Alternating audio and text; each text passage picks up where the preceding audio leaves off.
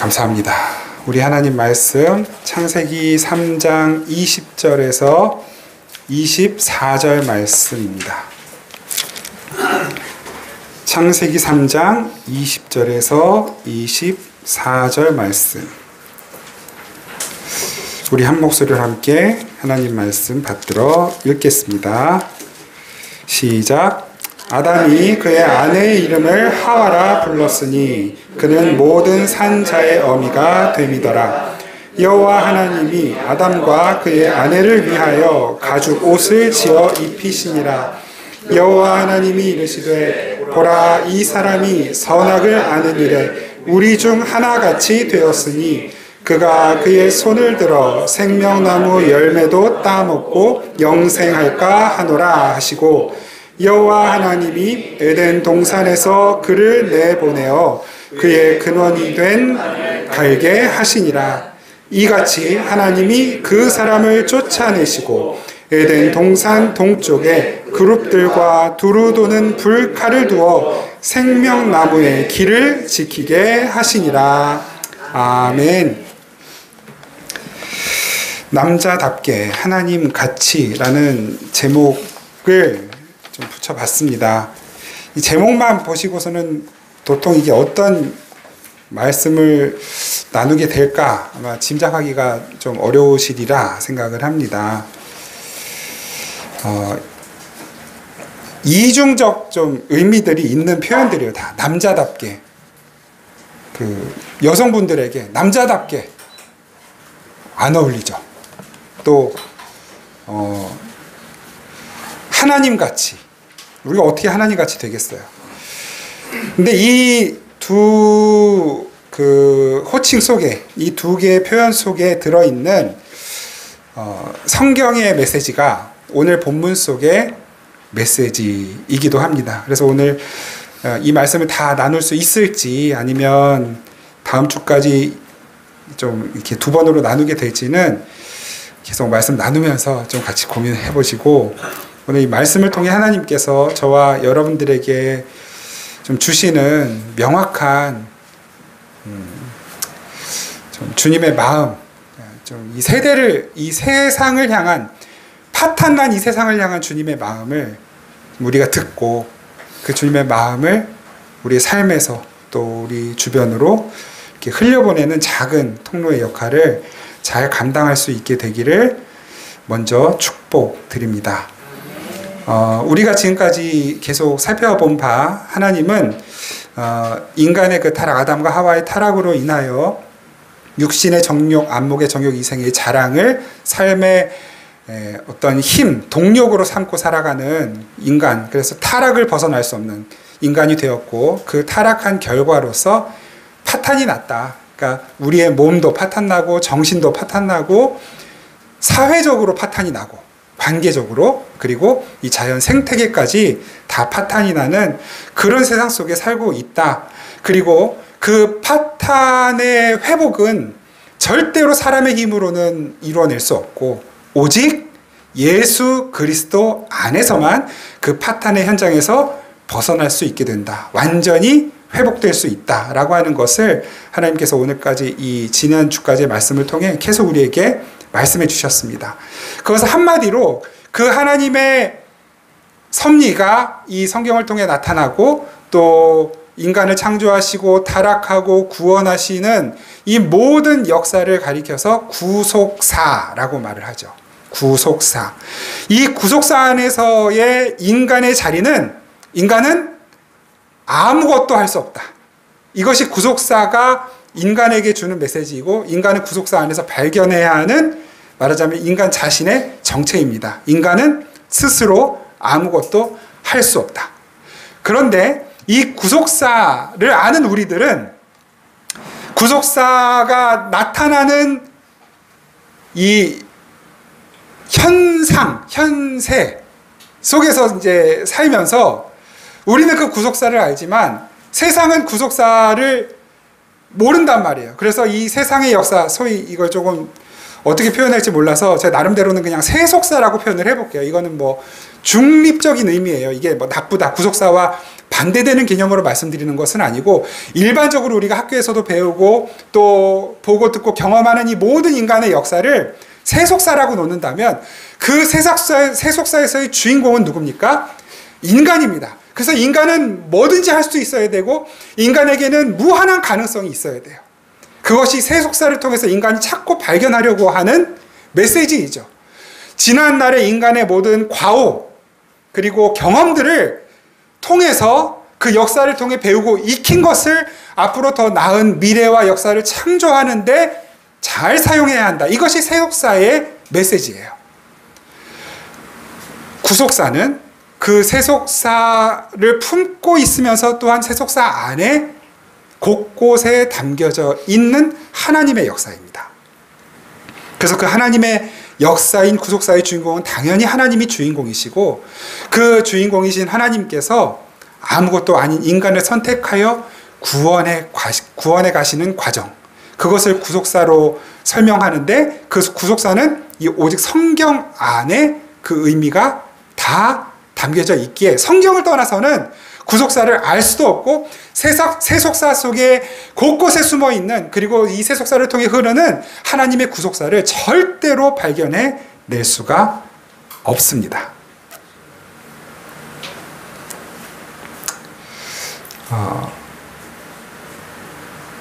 다시 성경은 인간이 하나님의 은혜를 떠나서는 잠시도 살 수 없다는 것을 말씀하는 없다는 것을 증명하는 책입니다. 이 성경 안에는 구속사가 들어있는 것이고 이 구속사의 주인이신 하나님이 곧 세속사의 창조주이시며 주관자시라는 사실을 우리는 분명히 믿고 하루를 살아내야만 합니다.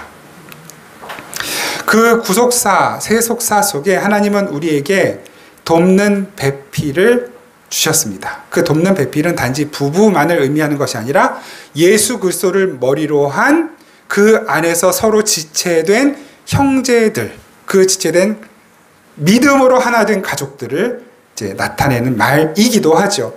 그런데 우리의 진정한 돕는 배필은 우리 서로가 아니라 성령 하나님이시라는 것을 우리의 삶 속에서 신앙생활 속에서 늘 경험하며 살아가게 됩니다. 요걸 이제 아담과 하와의 관계 안에서 우리가 이제 설명을 했잖아요. 예수님과 교회의 관계로.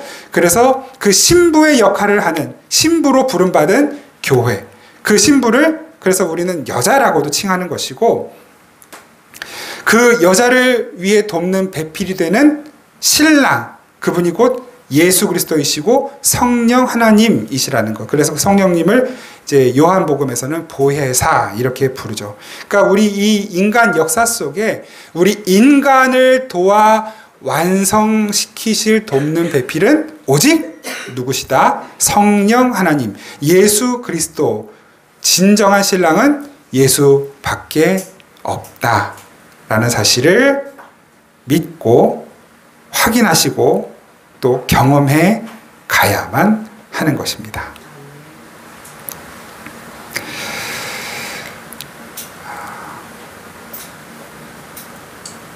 인간은 진정한 표현을 이제는 좀 잘 의미를 생각하시면서 들어주셔야만 오해가 없습니다.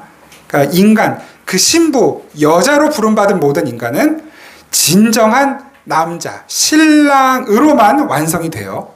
그 진정한 남자는 곧 삼위일체 하나님, 예수 그리스도 성령 하나님, 그리고 우리 아버지 하나님이신 거예요.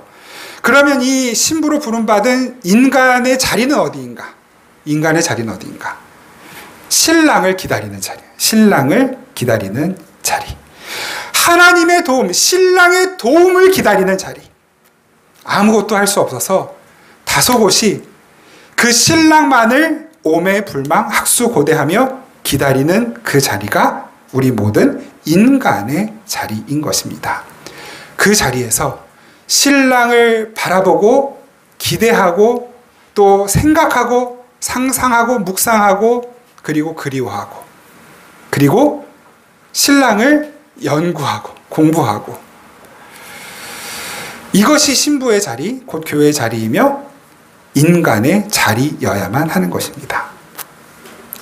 그러니까 성경에 특히 창세기에서 남자, 여자를 그리고 있을 때 그 구도 안에서 우리가 이해를 해야만 남녀 관계, 인간 관계에 대한 오해뿐만 아니라 하나님에 대한 오해도 잘 풀어낼 수가 없습니다. 잘 풀어낼 수가 있습니다.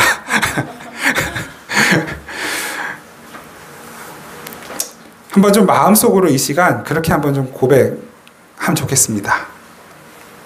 주님이 향해서 내 신랑 예수님, 저는 내 신랑 당신의 도움 없이는 단 한순간도 살 수 없습니다. 내 신랑 예수님, 난 신랑 당신의 도움 없이는 단 한순간도 살 수 없습니다. 이것이 우리의 삶의 매 순간순간 터져나오는 진실한 고백이 될 때 우리는 진짜 신부로서 어린 양 혼인잔치를 치를 수 있게 되는 것입니다.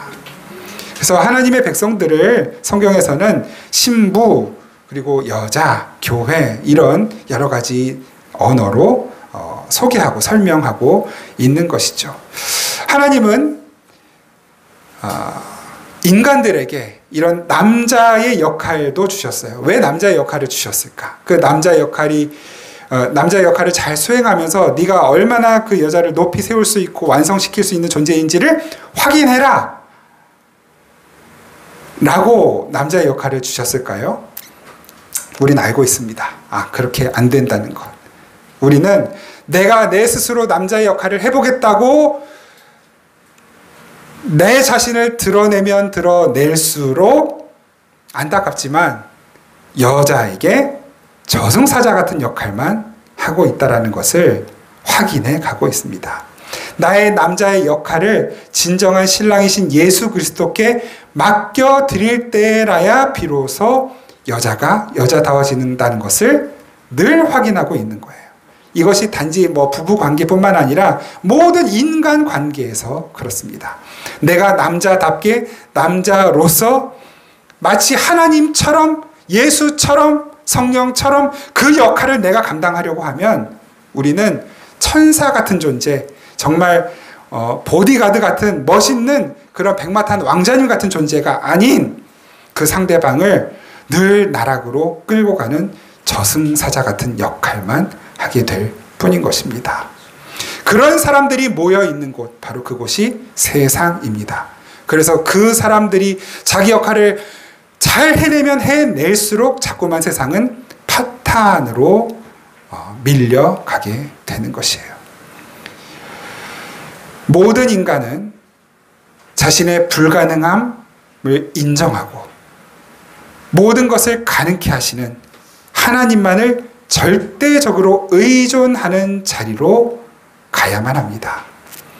인간은 하나님만을 절대 의존할 수밖에 없는 존재라는 것을 철저하게 인정하고 고백하고 살아가는 것, 바로 그것이 구속사 속에 있는 우리 인간 교회의 자리이고 역할인 것입니다.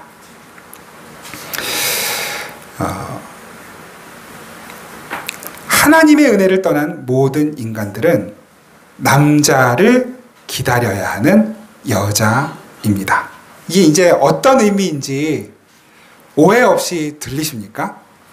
하나님의 은혜를 떠난 모든 인간들은 진정한 남자를 기다려야 하는 여자다. 그 남자는 누구라고요? 진짜 남편이신, 그리고 다시 오시겠다고 약속하신 예수 그리스도이신 것이고, 그런데 하나님, 그 모든 인간들이 그런 사람이어야 함에도 불구하고 하나님은 그 모든 인간들을 다 신부로 맞이하시지를 않았어요. 그 이야기가 잘 기록된 곳이 이제 마태복음의 열처녀의 비유이죠. 열처녀의 비유. 다섯. 이렇게 좀 신부를 나눠서 이렇게 우리에게 설명을 해 주시잖아요. 신랑은 그 모든 신부를 다 자기의 신부로 맞지 않았어요. 오직 언제 올지 모르는 자기 신랑을 기다리며 늘 기름을 채워놓고 그 신랑을 기다리는 슬기로운 다섯 처녀, 그 슬기로운 다섯 처녀만을 신부로 맞이하는 거예요. 신랑은 곧 올 거야 라는 믿음은 누가 준 것입니까?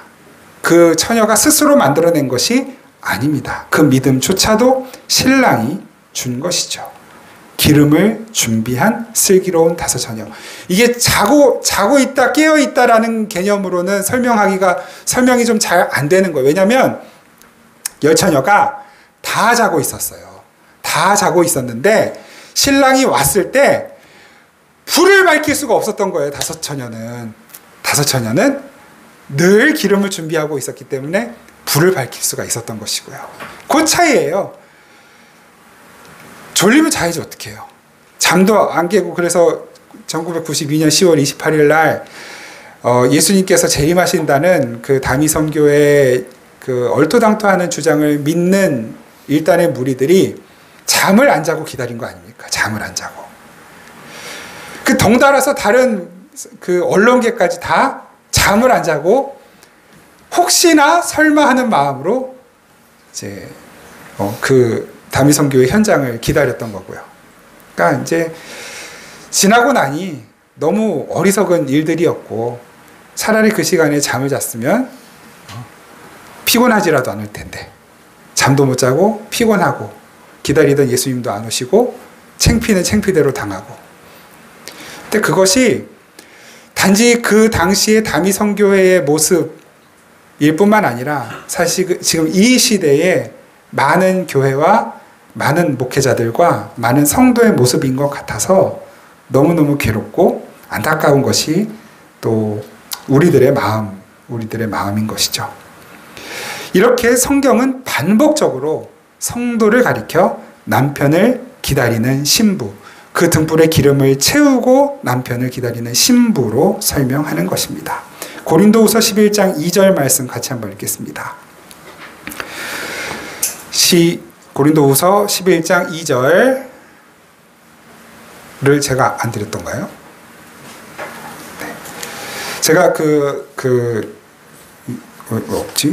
제가 이 말씀을 세번역, 표준 세번역으로 좀 읽어 드릴게요. 나는 하나님께서 질투하심과 같이 여러분을 두고 질투합니다. 나는 여러분을 순결한 처녀로 오직 한 남편인 그리스도께 바치려고 그리스도와 정혼을 시켰습니다. 하나님께서 질투하심 같이 여러분을 두고 질투합니다. 여러분을 순결한 처녀로 오직 한 남편 그리스도께 바치려고 그리스도와 정혼을 시켰습니다. 이제 바울의 고백이죠.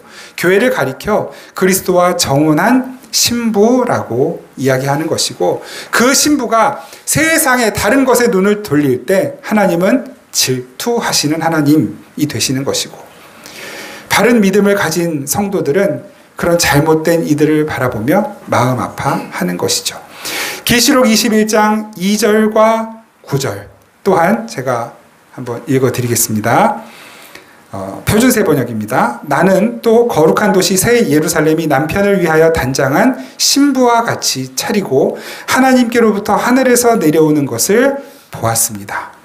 7 천사가 마지막 때의 7 재난이 가득 담긴 7 대접을 가졌는데 그 가운데 하나가 나에게로 와서 말하기를 이리로 오너라. 어린 양의 아내인 신부를 너에게 보여주겠다. 어린 양의 아내인 신부, 교회인 것이죠. 여러분, 이렇게 남편인 예수 그리스도에 의해서 생명의 씨를 받은 신부는 비로소 그 생명의 씨를, 그 영원한 생명의 씨를 가슴에 품고 삶에 품고 그 인격 안에 품고 소유하고, 그리고 그것을 다른 이들에게도 전해줄 수 있는, 비로소 남자의 역할을 할 수 있는 존재가 됩니다.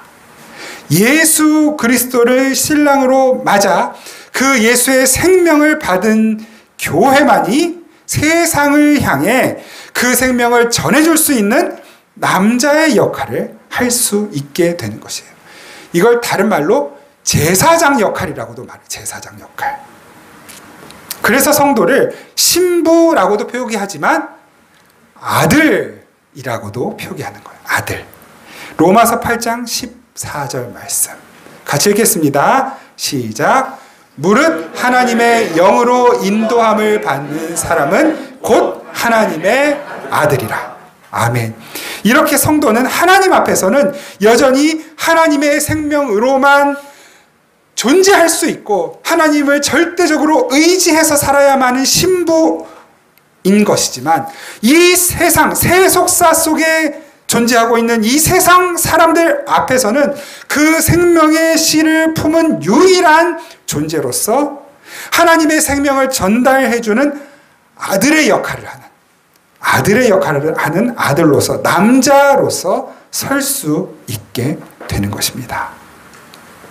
그래서 여러분, 교회를 나타내는 에클레시아가 여성 명사예요. 이제 뭐 프랑스어나 여러 언어들, 그리고 이 라틴어도 그렇고 헬라어도 그렇고 남성 명사, 여성 명사가 있거든요.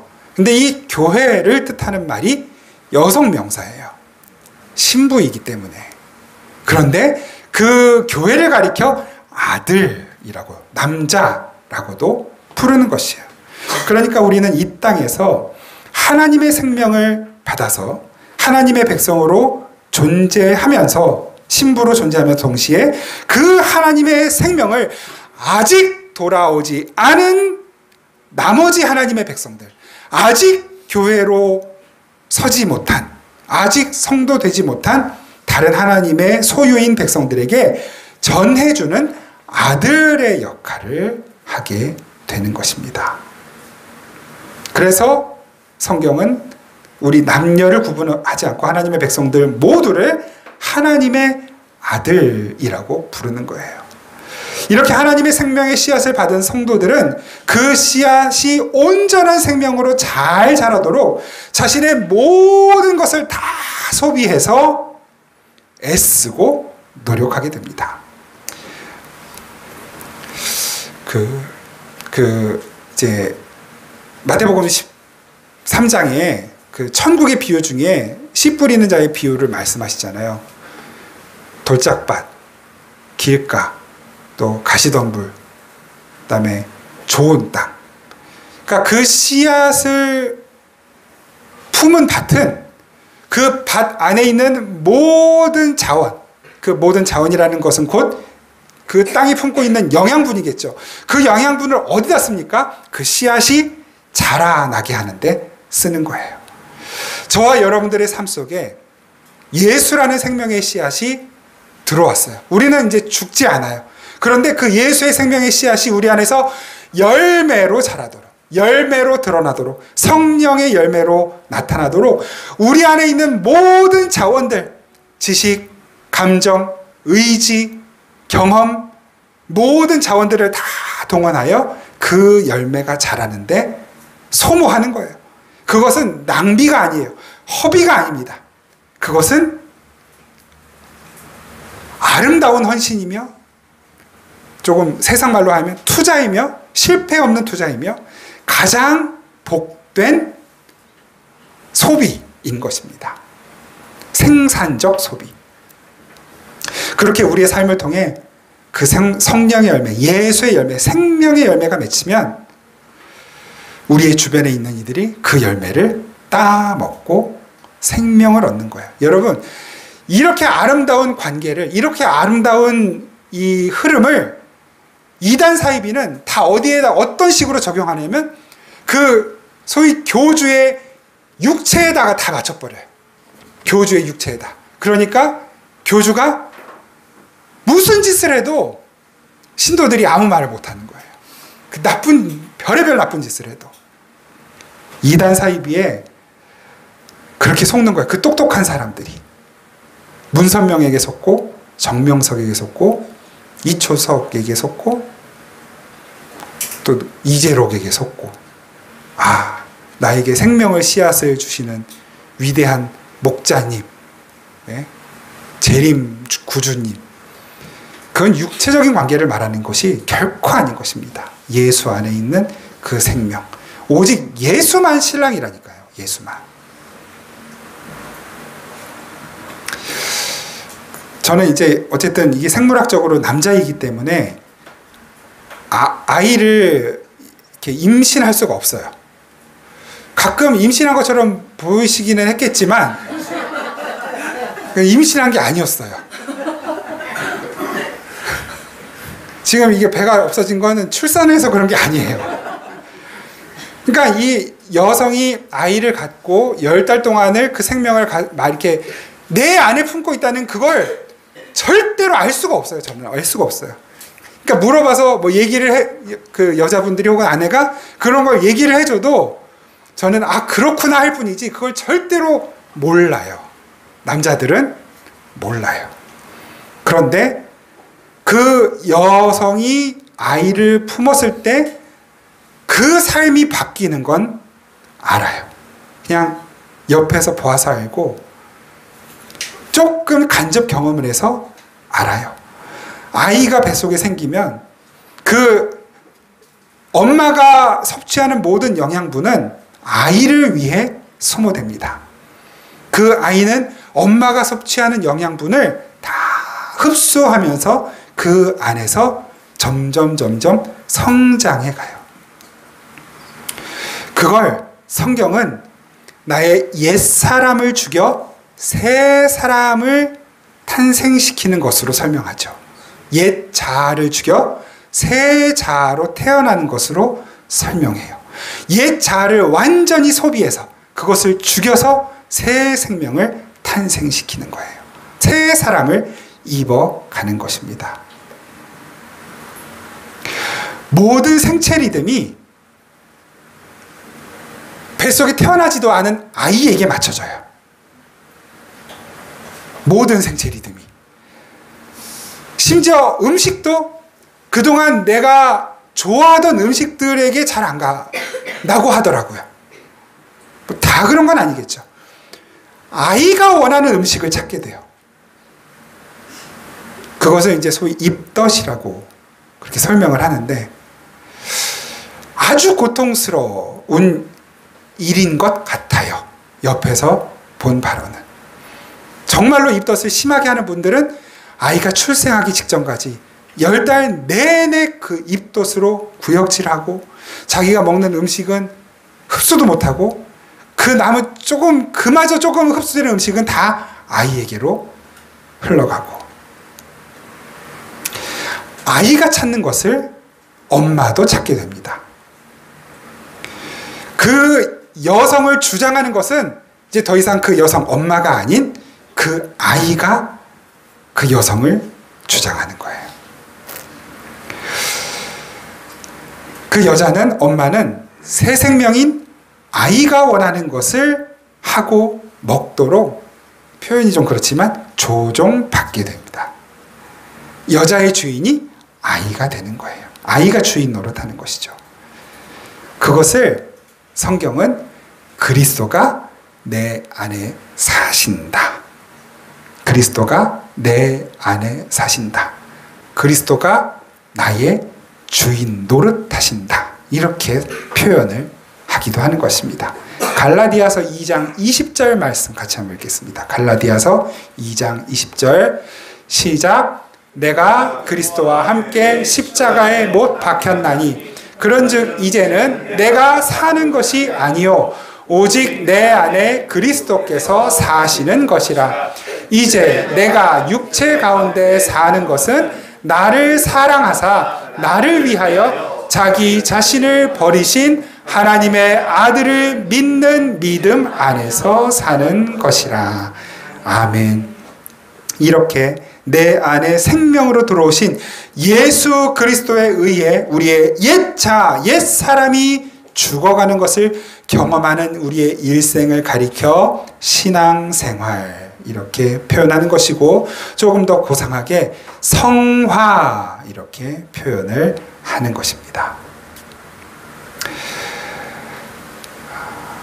예수 그리스도가 내 안에 사시기 시작하면서부터 내가 평소에 좋아하던 것들을 조금씩 버리게 되었습니다. 그리고 예수님이 좋아하시는 것을 내 안에 집어넣기 시작하게 됩니다. 이전에 내가 좋아하고 원했던 삶, 음식, 말, 생각하는 것, 삶의 방식, 삶의 방향, 이 모든 것들과는 이제는 무관하게 예수께서 좋아하시는 것, 예수님의 삶의 방식, 예수님의 방향성, 이것들이 나를 점점 주장하게 되는 것이에요. 그것을 경험하는 삶이 신앙생활인 것입니다.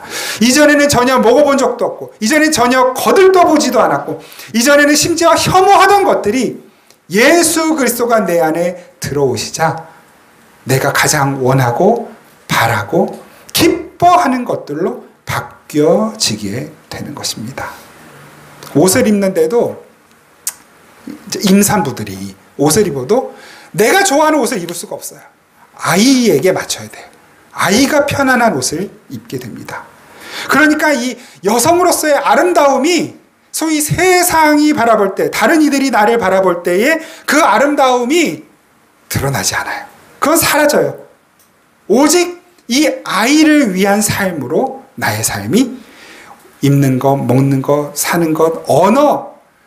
여러분 삶에서 가장 언어를 조심할 때가 아이가 뱃속에 있을 때 아닙니까? 심지어 듣는 것도 조심해. 말하는 것뿐만 아니라. 예수가 우리 안에 계실 때 우리는 듣는 것, 말하는 것, 행동하는 것이 변하는 이유입니다. 이렇게 생명을 잉태한 여자는 모든 것을 아이에게 맞추고 아이에게 조종당하는 삶을 살게 되어 여러분 그것을 가치관의 변화, 세계관의 변화라고 말하는 것입니다. 자기 안에 들어온 새 생명에 의하여 나의 가치관과 세계관이 바뀌어지는 것.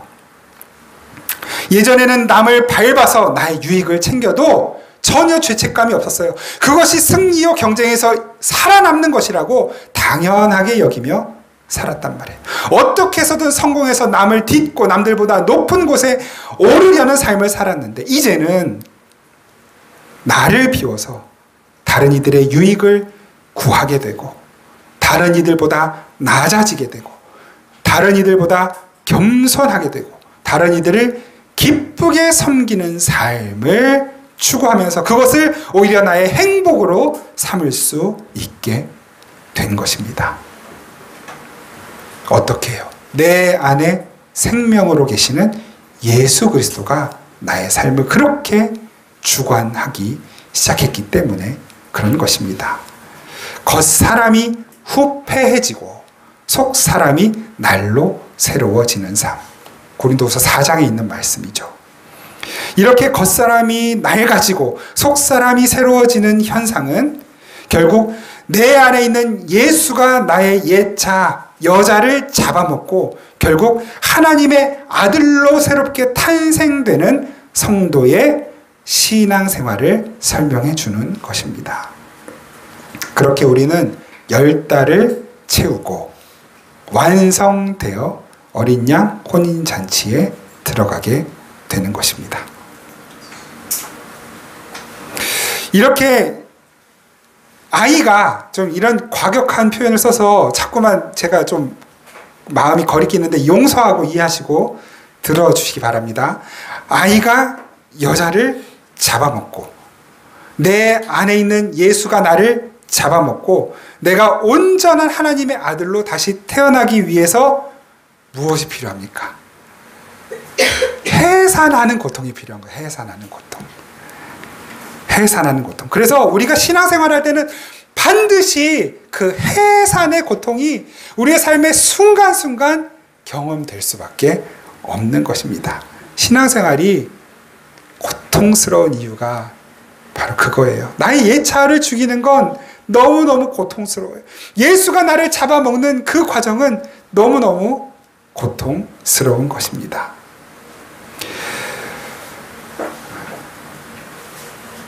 입덧하는 거 고통스럽죠. 몸이 무거워지는 거 고통스럽죠. 막 몸이 붓고 감정도 컨트롤이 안 돼요. 막 우울하고 고통스러운 것이 해산하는 고통. 그게 다입니까? 아이가 나에게서 완전히 빠져나와 새 생명으로 탄생하기 전까지는 그 고통은 지속되고, 특히 이제 그 마지막 아이가 출산하는 그 순간 그 고통은 절정에 이르게 되는 것입니다. 내 안에서 거룩함, 사랑, 용서, 인내, 충성, 헌신, 절제, 이런 것들이 열매로 나오는 과정은 무척이나 고통스럽습니다. 그럼에도 불구하고 그것이 얼마나 귀하고 얼마나 가치 있고, 또 그것을, 그 열매를 누리는 것이 얼마나 행복한 것인지를 아는 자들은 기꺼이 그 해산의 고통, 출산의 고통을 감내하게 됩니다. 더 고통스러운 게 뭡니까? 나는 그렇게 하나님 앞에서 몸부림치며 사는데 나를 둘러싸고 있는, 내가 살아내야 하는 이 세상은 여전히 나에게 관심이 없어요. 나에게 아무 관심, 교회에 아무 관심 없습니다. 나는 그래도 어떻게라도 세상을 섬기고 세상을 위해 기도하고 세상에 그 생명을 나누려고 애쓰고 몸부림치지만 이 세상은 여전히 자신들만을 위해 사는 세상이에요. 여전히 그런 나를, 교회를, 성도를 짓밟고 더 높은 곳으로 올라가기를 전혀 부담스러워하지 않고 거리낌 없이 당연하고 자연스럽게 그렇게 해가는 삶을 사는 것입니다. 그리고 심지어 나 자신도 그런 옛 생활, 옛 사람, 옛 삶에 여전히 오염되어 있는 것을 발견하게 되는 것이죠. 여러분, 그러니 여러분 그 신앙생활이 어떻게 쉬울 수 있겠습니까?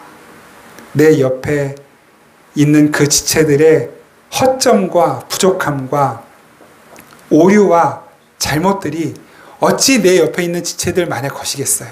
그것은 곧 나의 것이고 내 모습이기도 한 것을 알기 때문에, 다 부족한 것을 알면서도 비난하거나 비판하는 것이 아니라 품어줄 수밖에 없는 거예요. 바로 그것이 내 모습이고, 바로 그 부족한 모습이 또 나의 삶의 모습이기 때문에. 디모데전서 2장 15절 말씀. 디모데전서 2장 15절 같이 읽겠습니다. 시작. 그러나 여자들이 만일 정숙함으로써 믿음과 사랑과 거룩함에 거하면 그의 해산함으로 구원을 얻으리라. 아멘. 디모데전서 많이 읽으셨을 텐데 이 말씀이 무슨 의미인지 알고 계셨었습니까? 그 여자는 그냥 남자 여자 할 때 그 여자로만 알고 계셨습니까? 아닙니다. 교회입니다. 교회. 그 교회가 믿음과 사랑과 거룩함을 지니고 정숙하게, 신랑만을 기다리는 그 믿음으로 정숙하게 살면 해산함으로, 아이를 낳는 일로 구원을 얻는 것입니다. 지금까지 제가 말씀드렸던 그 길고 장황한 내용이 바로 이 한 말씀 속에 정리되어 있죠. 그게 바울과 저의 차이입니다. 저는 장황하게 이야기를 해도 머릿속에 남는 게 별로 없으실 텐데 바울이 이렇게 한 말씀으로 아주 명쾌하게 설명해 주죠.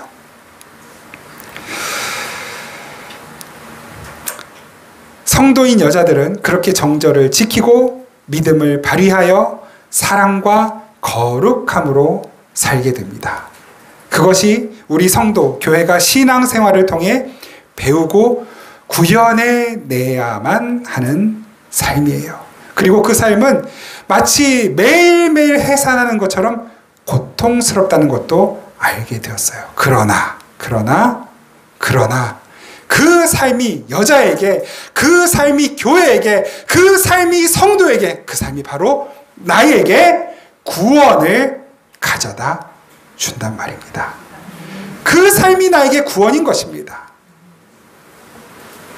구원받은 성도는 그 속에 잉태되어 있는 예수, 생명, 그 씨앗에 의해 반드시 그런 해산의 고통을 방불하는 신앙생활을 하면서도 그 삶을 기뻐하고 감사하고 추구하며 멈추지 않고 끝까지 경주해 내는 것입니다. 성도의 삶은 그렇게 여자의 삶에서 아들이신 예수의 삶으로 바뀌어 가게 되는 것입니다. 그래서 우리 성도들은 지속적으로 그 아들 예수 그리스도로부터 생명 공급받기를 간구해야 하는 것이고 간절히 바라야 하는 것이고, 그 예수의 생명이, 아들 예수의 생명이 나의 주장, 나의 소원, 나의 욕심을 꺾으시고 나에게서 그 아들이신 예수의 삶이 나오게 하시기를 우리는 간절히 기도하며 살아야 하는 것입니다. 그렇게 예수 그리스도의 생명의 능력이 내 안에서 풍성히 자리 잡을수록 옛 사람, 여자는 그만큼 죽어가게 됩니다. 그렇게 우리 성도들은 더욱더욱 나 자신을 비워서 하나님의 영광을 나타내고 다른 이들의 유익을 구하는 아들 예수의 삶, 남자의 삶으로 바뀌어져 갑니다. 이것도 바울이 한 말씀으로 아주 간결하게 이렇게 정리합니다. 고린도전서 16장 13절 말씀. 같이 읽겠습니다. 시작. 깨어 믿음에 굳게 서서 남자답게 강건하라. 한 번 더 읽겠습니다. 시작. 깨어 믿음에 굳게 서서 남자답게 강건하라. 아멘. 이 말씀은 여자인 신부인 교회여, 너희들을 통해 아들 예수의 삶을 내놓아라. 신부인 교회여, 너희들을 통해 남자 아들 예수의 삶을 내놓아라. 구지가 아십니까? 혹시 구지가 지금도 배우나? 구지가 이런 게 좀 머릿속에서 삭제가 돼야 말씀을 좀 더 집어넣을 텐데, 구하구와 수기현야 약불현야 번작이 끼냐, 이게 뭐더라? 이 문학 장르는 제가 까먹었는데, 거부가 머리를 내놓아라. 내놓지 않으면 구워서 삶아서 먹어버리겠다. 이게 뭐였지? 향가였나? 하여튼 그게 구지가예요. 머리를 내놓아라. 안 그러면 잡아먹을 거다. 되게 조금 유머러스하고 해학적인 시이지만 사실은 어느 순간인가 이제 이 구지가가 꼭 주님께서 교회를 향해 하시는 말씀처럼 들리는 거예요. 교회야, 교회야, 예수를 내놓아라. 예수를 내놓지 않으면 넌 더 이상 교회가 아니다. 너도 지옥불에 들어갈 거야. 그러니까 지옥불에 들어가는 건 교회였다가 교회가 아닌 건 없어요. 성도였는데 다시 돌아가는 건 없어요. 처음 성도로 부름받은 이들은 끝까지 성도로 살아가게 돼요. 반드시 구원받아요. 그런데 성도가 아닌데, 교회가 아닌데 교회에 인척하는 건 너무나 많단 말이에요. 교회가 아닌데 예수의 이름을 팔아서, 하나님의 이름을 팔아서 교회에 인척하면서 결국에는 자신들을 높이고 자신들의 유익을 추구하는, 그리고 그것을 당연하게 여기는, 그 안에서는 신비로운 일들도 일어나고 그 안에서는 많은 기적들도 나타나지만, 그러나 주님 앞에 섰을 때 교회가 아닌, 교회에 인척하는 가짜들은 여전히 있단 말입니다. 성도들은 뭡니까? 그게 조심스러운 거예요. 아, 나도 교회가 아니면 어떡하지? 그걸 두렵고 떨림으로 구원을 이루라 는 말씀으로 설명을 해주는 거거든요. 우리 성도들은 그래서 아, 나는 구원받았어 그러면서 그냥 넋놓고 사는 게 아니라, 내가 교회가 틀림없지만 내가 교회가 아니면 어떡하지? 나 때문에 예수님 이름이 먹칠당하면 어떡하지? 나 때문에 우리 아버지 마음 아프면 어떡하지? 그 마음으로, 두렵고 떨림으로. 그 바울의 가장 두려움은 그거였잖아요. 성령님이 나와 함께 계시지 않을까봐 심히 두려워하고 떨었노라. 내가 너희들 가운데, 내가 교회를 위해 헌신할 때, 내가 복음을 전하며 세계 여행을 할 때 늘 두려워하고 떨렸는데, 그것은 배가 파손될까, 내가 어디 잡혀 죽을까, 두들 맞을까 두려운 것이 아니라 성령님이 지금 나와 함께 계시지 않으면 어떡하지? 그것이 여러분, 저와 여러분들의 유일한 두려움이어야만 합니다. 물론 우리는 예수라는 사랑 안에 있기 때문에 어떤 두려움, 세상에 대한 이 세상 속에서의 어떤 두려움도 우리를 침몰시키지 못해요. 우리의 두려움은 딱 그거 하나예요. 주님이 나와 함께 계시지 않으면 어떡하지? 그럴 일은 없어요. 없지만 내 성정이 그렇잖아요. 나에게 여전히 남아있는 그 세상, 세속의 오염의 흔적이 그렇게 나를 두렵게 만드는 거예요. 근데 그 두려움은 결국 나로 하여금 더욱 거룩하고 성결한 자리로 이끌어가는. 다윗도 늘 그렇게 고백했죠. 지난 금요일, 지나 토요일 넘어가는 새벽에 그렇게 잠도 잘 안 오고 계속 이제 설교 준비하면서 사실 그때 들었던 마음을 지금 나누는 거거든요. 이제 그래서 그 다윗의 고백을 이제 그 찬양을 하게 되더라고요. 내 입술의 말과 나의 마음의 묵상이 주께 연락되기를 원하나이다. 내 입술의 말과 나의 마음의 묵상이 주께 연락되기를 원하나이다. 그래서 이제 밤에 1시가 넘었는데 그냥 찬양을 막 했어요. 어떻게 찬양했는지 궁금하신 분들은 저희 페이스북에 들어오시면 올려놨거든요. 너무 그 마음을 좀 막 공유하고 싶은데 그냥 또 노래하는 걸 부끄러워가지고 이렇게 막 널리는 못 알리고 페이스북에 그걸 그냥 저는 친구 보기만 돼 있으니까 친구들은 같이 이 마음을 좀 나누고 같이 고백했으면 좋겠다. 매일매일 매 순간순간 그것이 우리 고백됐으면 좋겠습니다. 주님 저를 열납이 뭡니까? 기쁠 열, 받을 납. 주님 저를 기쁘게 받아주십시오. 주님이 기쁘게 받으실 만한 삶, 저를 통해 예수님이 나오는 삶, 예수님을 내놓는 삶, 예수님을 담는 삶.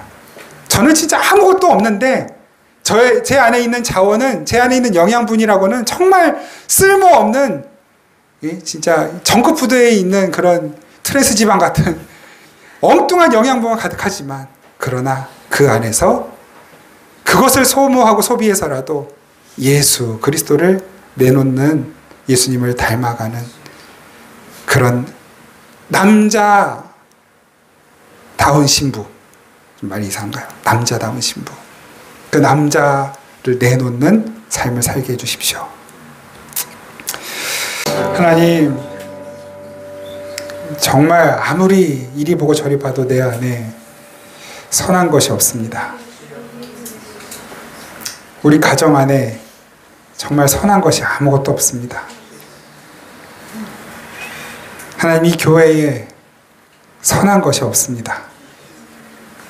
이 나라, 이 민족에 선한 것이 없습니다.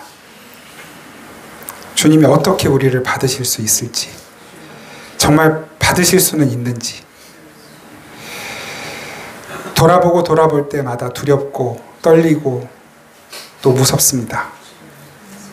그러나 그럼에도 불구하고 그런 우리를 살리시려고 주님이 전부를 다 내놓으셨고 쏟으셨기에 다시 한번 이 시간 주님께서 쏟으신 그 보혈, 그 십자가 의지하여 한 번 더 주님께 나아갑니다.